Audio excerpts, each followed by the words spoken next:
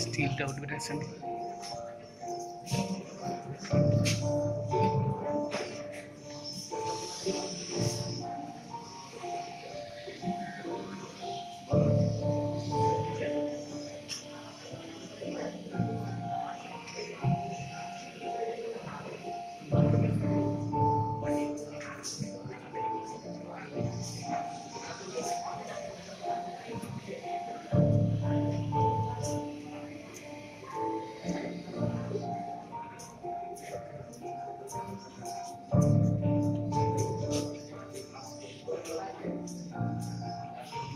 আমারটা একটা স্টিল দিয়ে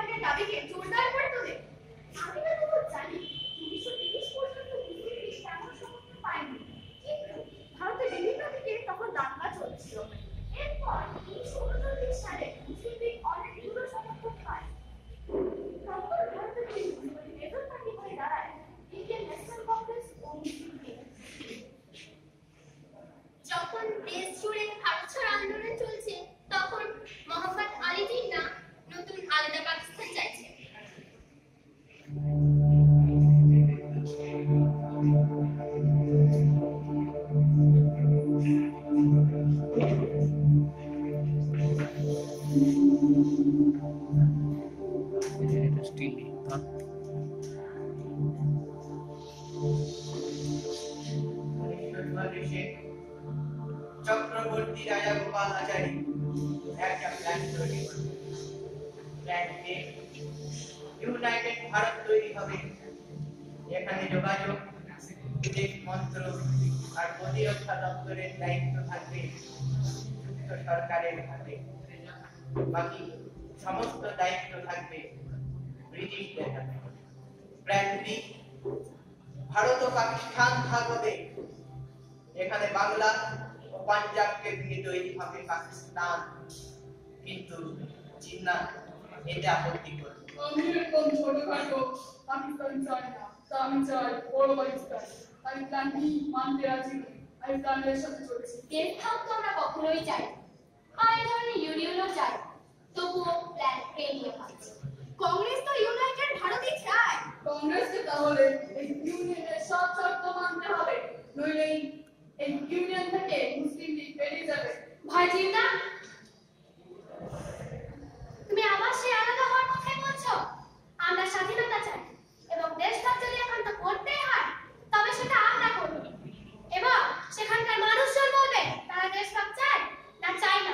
ইংরেজ সরকার কেন দেশভাগ করবে? আপনি কিছু বলেননি? আমি সেখানে ছিলাম না। মিটিং এর পরে জিন্না, জওহরলাল সকলে আমার সাথে এই বিষয়ে কথা বলতে।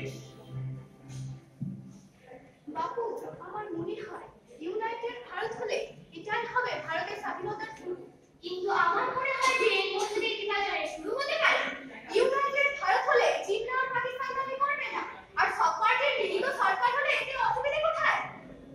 ভাই মৌলানা, ইউনিয়নের সিদ্ধান্তকে মেনে নেওয়া মানে একদিক থেকে পাকিস্তানকেও মেনে নেওয়া। তাহলে কি আমরা সৈন্যের প্রস্তাবে না বলে দেব? না, এখন কিছু বলার দরকার নেই। আগে দেখা যাক মুসলিম লীগ কি চায়। কনফারেন্সের আগে আমি জিন্নাকে অনেক বোঝাবার চেষ্টা করি। ভাই জিন্না, তুমি দেশভাগ চাইছো কেন? বাপুজি, আমি স্বাধীনতার বিরোধিতা করছি না, কিন্তু ইংরেজরা চলে যাওয়ার পর মুসলিমরা হিন্দুদের গোলামি করবে, এটা আমি মানতে পারবো না। ভাই জিন্না, হিন্দু ও মুসলিম এই দেশের দুটি নয়ন, তারা কেউ একে অপরের গোলাম বা মালিক নয়। বাপুজি, সবাই তো আর আপনার মতো মহাত্ম নয়, আমি সাধারণ মানুষের কথা বলছি। কিন্তু আমাদের দেশে তো প্রতিটি গ্রামে ও প্রতিটা শহরে মুসলিমরা বাস করে। তাদেরকে আপনি আলাদা করবেন কিভাবে? নেহেরু সাহেব, আমরা মুসলিমদের ওই জায়গাগুলোকে পাকিস্তান বানাবো। আপনি পারলেন না জিন্নাকে আটকাতে? আমি, জওহরলাল, সর্দার সকলে আবারও জিন্নার কাছে গেলাম জিন্নার সাথে কথা বলতে।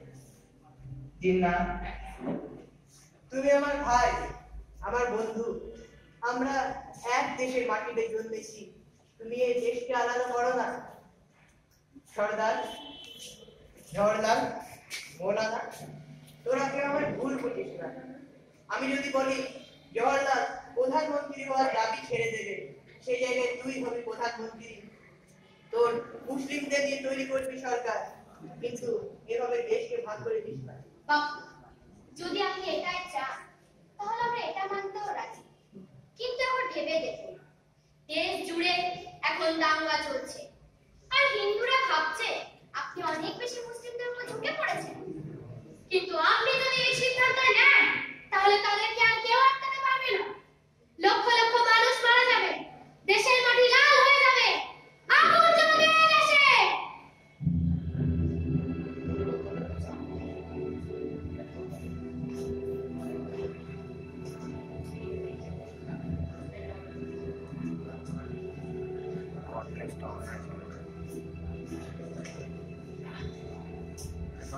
আমার কাছে আর কোনো উত্তর ছিল না। একদিকে দাঙ্গা, আরেক দিকে দেশ ভাগ।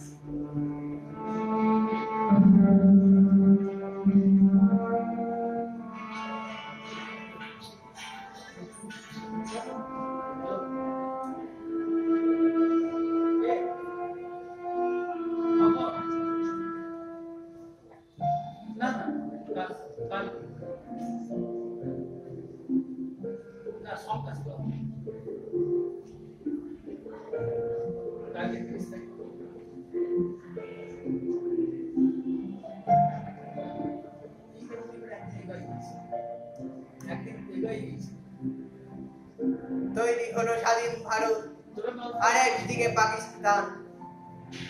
এই ভারতের স্বপ্ন আমি দেখিনি। আমি তো ইউনাইটেড ভারত চেয়েছিলাম, যেখানে হিন্দু মুসলিম সকলে ভাইয়ের মতো বন্ধুর মতো থাকবে।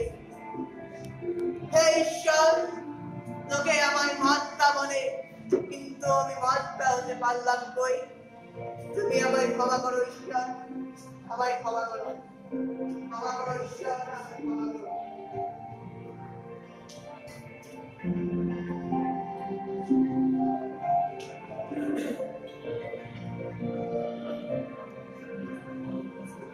গান্ধীজির মৃত্যুর পর কি দাঙ্গা থেমে গেল? এখনো তো প্রতিদিন অনেক জায়গায় দাঙ্গার খবর পাওয়া যায়। একবার ভাবুন তো কোথায় রয়েছি আমরা? আপনি, আমি কি ভাবছি, কি করছি? একবার ভেবে দেখবেন। তেলের শেষে ভাঙলো বলে একটু পরে রাগ করো। তোমরা যেসব বুড়ো বোকা ভারত নিয়ে ভাগ করো, তা বেলা ভাঙছ প্রদেশ, ভাঙছ জেলা, জমি জমা, ঘরবাড়ি, পাটের আড়ত, ধানের গোলা, কারখানা আর রেলগাড়ি, তার বেলা চায়ের বাগান, দেয়াল ঘড়ি,